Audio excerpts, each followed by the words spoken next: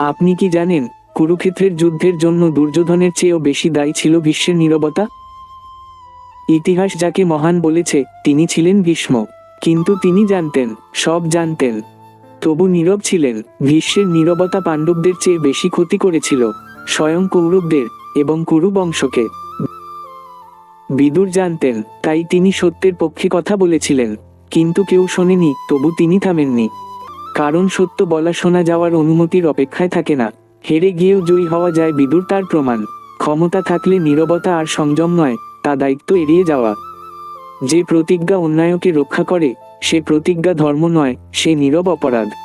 প্রতিজ্ঞার ভারে ন্যায়ের পথ তার কাছে বন্ধ হয়ে গিয়েছিল। ভীষ্মের ছিল ক্ষমতা, কিন্তু সত্যের সাহস ছিল না। বিদুরের ছিল না ক্ষমতা, তবু ছিল নৈতিক দৃঢ়তা। নীরবতা যদি অন্যায়কে বাঁচায়, তবে সেই নীরবতা ইতিহাসে ক্ষমা পায় না।